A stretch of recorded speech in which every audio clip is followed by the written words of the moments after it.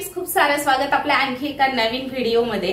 तर आज खूप सारे केक तर बनवायचेच आहे। थोडक्यात काय की माझं रोजचं रुटीन मी तुमच्याशी शेअर करत असते।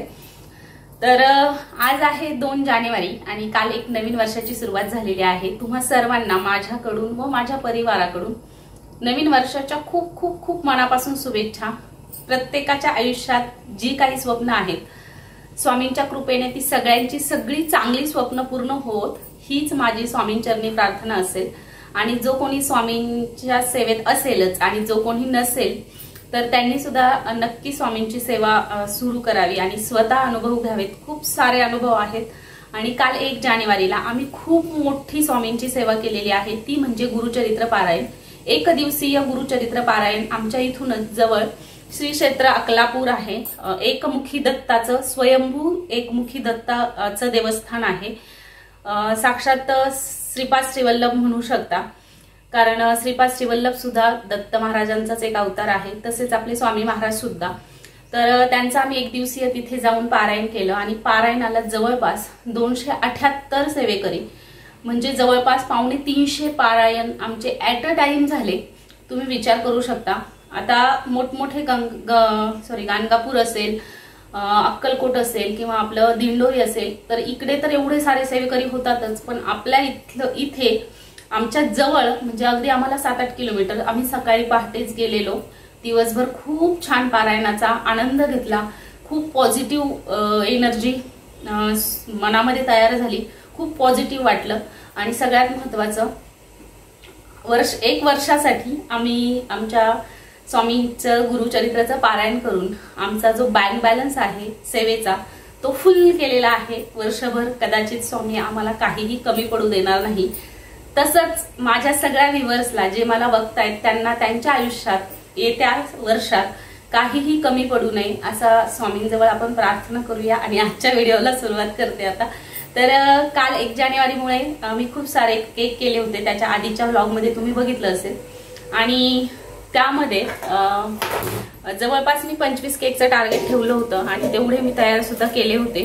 तर जवळपास आपले सगळे केक गेले। काल आल्यानंतर सुद्धा मी 4-5 केक केले, ते सुद्धा गेले। 1.5 किलोची ऑर्डर होती, 1-1 किलोचे 2 बनवले। 5 वाजले आम्हाला संध्याकाळी यायला। सकाळी 7 ते 4 पर्यंत पारायण झालं। खूप छान सेवा पार पडली, निर्विघ्नपणे पार पडली आणि या पद्धतीने गुरुचरित्राचं पारायण झालं। सगळ्यात महत्त्वाचं मार्गशीर्ष महिना सुरू आहे, खूप पवित्र महिना आहे। म्हणजे तुम्ही आपण श्रावण महिन्यासारखाच पवित्र महिना, याही महिन्याला तितकंच महत्त्व आहे। तर चला आता आज केक तर बनवायचे, शॉपला एकही केक राहिला नाही। जवळपास 25 केक काल गेले।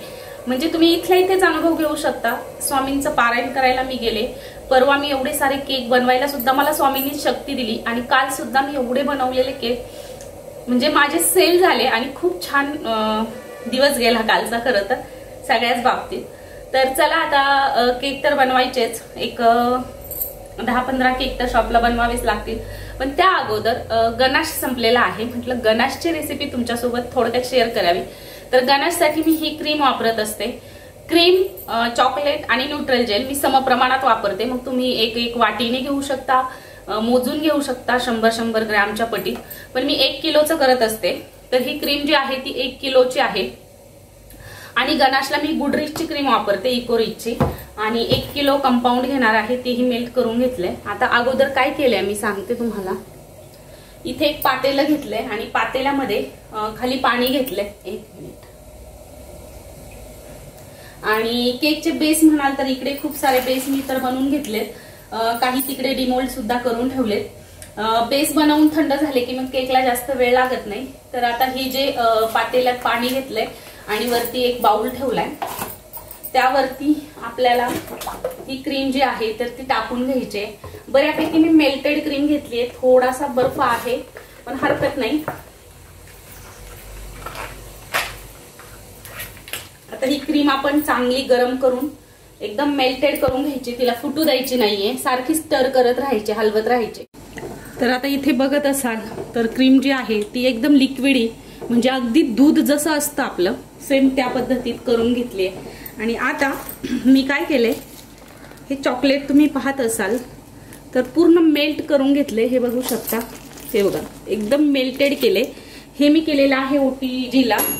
ऍक्च्युली OTGला म्हणजे आतमध्ये नाही, मी जेव्हा बेस लावते तेव्हा OTG वरतून गरम होतो, त्यावरती हे कंपाऊंड्स मी ठेवून देते.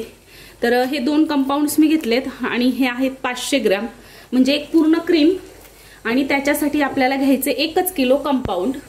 आता हे मेल्टेड कंपाऊंड जे आहे ते आपल्याला यामध्ये टाकून घ्यायचे आणि या पद्धतीने सगळं आपल्याला एकत्र करून छान असं मेल्ट करून घ्यायचंय. बघा या पद्धतीने. आता हे अख्खं एक कंपाऊंड आणि आणखी दुसरं एक कंपाऊंड आपल्याला त्यामध्ये टाकून घ्यायचे. हे सुद्धा हे बघा, हे सुद्धा पूर्ण टाकून घेते मी आता. तर आता बघा दोन्ही क्रीम्स मी टाकून दिल्यात आणि पूर्ण यामध्ये आता एकजीव होईपर्यंत आपल्याला हे ढवळत राहायचे. आता तुम्ही चॉकलेट गरम करून क्रीम डायरेक्ट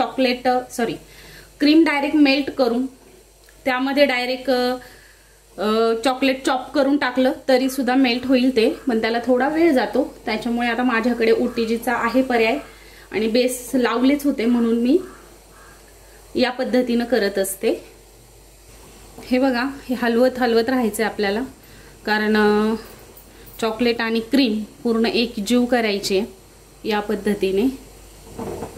आणि हे एकदा मी बनवून ठेवलं की मला बरेच दिवस जातं.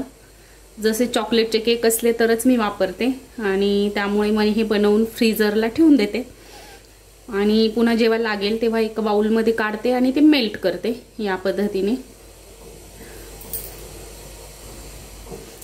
आता हे छान असं एकजीव झालेलं आहे आणि आता यामध्ये आपल्याला टाकायचे न्यूट्रल जेल. न्यूट्रल जेलमुळे काय होतं, आपल्या गणाशला एक छान शाईन येते आणि या पद्धतीने त्याची शाईन छान वाढते आणि सगळ्यात महत्त्वाचं थोडीशी क्वांटिटीही वाढते यामुळे. बघा, आणि तुम्हाला नसेल टाकायचं, तुमच्याकडे नसेल न्यूट्रल जेल तर अगदी चमचाभर बटर टाकलं किंवा चमचाभर तूप टाकलं तरी सुद्धा चालतंय. आता या न्यूट्रल जेलचा डब्बा आहे, यामधून मी हे बघा मी अंदाजे साधारणतः अर्धा किलो पर्यंत टाकणार आहे.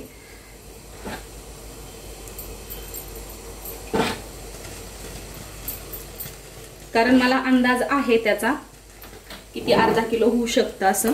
तुम्ही समप्रमाणात टाकू शकता किंवा जेलचं प्रमाण थोडंसं कमी जास्त झालं तरी फारसं काही फरक पडत नाही. हे जेल थोडंसं पातळ आहे यावेळी मी आणलेलं, नाहीतर चांगलं थिक जेल असतं.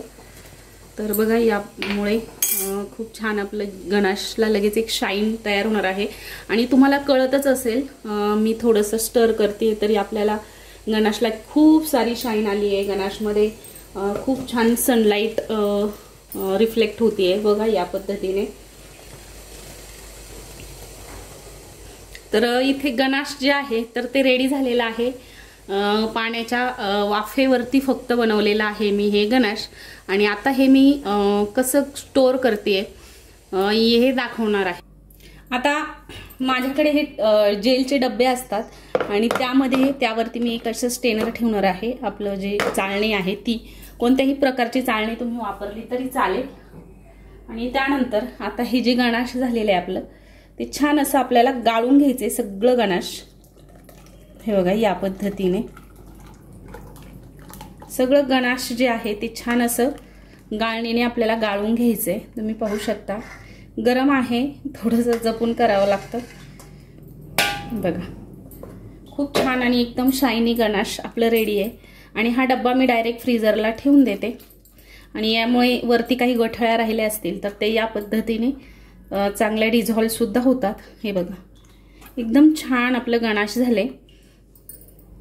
तर मी तुम्हाला गणाश दाखवलं आणि डायरेक्टली आत्ताच भेटते कारण खूप सारे केक होते. मला शूट करायला वेळच नव्हता खरं तर. आणि आता सगळे केक झाले ते शॉपला द्यायचेत, पण त्या अगोदर म्हटलं तुमच्याशी शेअर करावेत. ॲटलिस्ट केकच्या डिझाईन जरी दाखवल्या तरी माझ्या खूप साऱ्या फ्रेंड्सला त्याचा उपयोग होतो. पण आता मी बॅक कॅमेराने तुम्हाला एक एक करून दाखवते. आता इकडे पाहत असाल तर सगळे केक्स आहेत. खूप छान असे केक आपले झालेले आहेत आणि आपल्या शॉपला एकही आजसुद्धा केक राहिलेला नाही. आज 2 जानेवारी आहे, काल होता 1 जानेवारी आणि 1 जानेवारीला म्हणजे सगळे केक संपले न्यू इयरचे, न्यू इयर असतील किंवा बड्डे असतील. तर इथे बघू शकता हा जो आहे तो स्क्वेअर शेपचा ½ kg ब्लॅक फॉरेस्ट. त्यानंतर हा एक 200 रुपीजला ब्लॅक फॉरेस्ट मी देत असते तो आहे. त्यानंतर हा जो आहे हा आहे चॉकलेट केक, जास्त ब्लॅकिश दिसतोय. बघा हा आहे चॉकलेटचा ब्लॅक फॉरेस्ट चॉकलेटचा आहे. त्यानंतर हा आहे रसमलाई. त्यानंतर आहे कुल्फी फालुदा फ्लेवर अर्धा किलोचा. त्यानंतर आहे अगेन एक चॉकलेट केक. त्यानंतर पुन्हा एक ब्लॅक फॉरेस्ट. त्यानंतर आहे एक मँगो फ्लेवरचा केक. त्यानंतर आहे एक पाइनॲपल केक. त्यानंतर आहे व्हाईट फॉरेस्ट अर्धा किलो. त्यानंतर आहे बटरस्कॉच अर्धा किलो. त्यानंतर आहे आणखी एक कुल्फी फालुदा फ्लेवरचा केक. आणि हा जो आहे हा रसमलाई केक. आणि हा आहे 1 किलोचा चॉकलेट केक. तर एवढे सारे केक्स मी बनवलेत. आता तुम्हाला ह्या डिझाईन्स कशा वाटल्यात हे मात्र कमेंट करून सांगायला विसरू नका. तर म्हटलं चला नाही केक दाखवले तर पुन्हा तुम्हाला वाटेल की ताईने एकही केक दाखवला नाही. शॉपला एक सुद्धा केक राहिला नाही आणि आहोंचा फोन आलाय की केक पाठवून दे, कस्टमर येत आहेत म्हणे. तर म्हटलं चला अगोदर केक आता पॅक करून पाठवते दीदीकडे आणि पुन्हा बोलूया. तर हे बघू शकता हे जे केक आहेत हे सगळे मी 4-4 पॅक करून ठेवलेत. आता दीदी येईल आणि घेऊन जाईल. 4 केक तर ती घेऊन गेलेली आहे आणि हे अजून 8 केक ठेवलेत, म्हणजे जवळपास 12 केक जातील. आणि आणखी 2 केक राहिलेत, पण मग ते पुन्हा एकदा ती येईल. तर या पद्धतीने ते ठेवले का ग? तर आता ही बघा दीदी घेऊन चाललेली आहे केक. तर या पद्धतीने केक गेलेले आहेत. दीदीने नेलेले आहेत केक. जवळपास तिने 8 केक घेऊन गेली आता, पण अजून राहिलेत आणि इतके सारे केक्स रोज बनवावे लागतात. त्यातच आपल्या चॅनलवरती व्हिडिओसुद्धा येत आहेत आता. आणि खूप छान मला वाटतंय खरं तर अपडेट देते, म्हणजे एकदम आपण म्हणतो की इथून कनेक्शन झालेलं आहे आपलं आणि ते कनेक्ट झाल्यासारखं एकदम छान वाटतंय. खूप छान पॉझिटिव्ह तुमच्या कमेंट्स येत आहेत, हेच माझ्यासाठी खूप आहे. खरं तर आयुष्यात कोणी विचारलं तू काय कमावलंस तर तुमच्यासारखी खूप छान अशी माणसं कमावली आहेत मी. एक वेळी पैसा कमी कमावला तरी चालेल, पण तुमच्यासारखी गोड माणसं आपल्या आयुष्यात असायलाच हवी. तर केक तर शॉपला गेलेले आहेत आणि आय थिंक माझ्या मते आज मंगळवार आहे 2 तारीख आणि आमच्या गावचा भाजीपाल्याचा बाजार असतो आज. तर भाजीसुद्धा घ्यायला मला जायचं आहे, त्यामुळे या व्हिडिओचा मी इथेच एंड करते. जास्त मोठा पण व्हिडिओ व्हायला नको आणि छोटे छोटे अपडेट्स जरी तुमच्यापर्यंत पोहोचल्या तरी तुम्हाला खूप छान वाटतं. तर चला या व्हिडिओचा इथे एंड करते. सगळ्यांना श्री स्वामी समर्थ. बाय.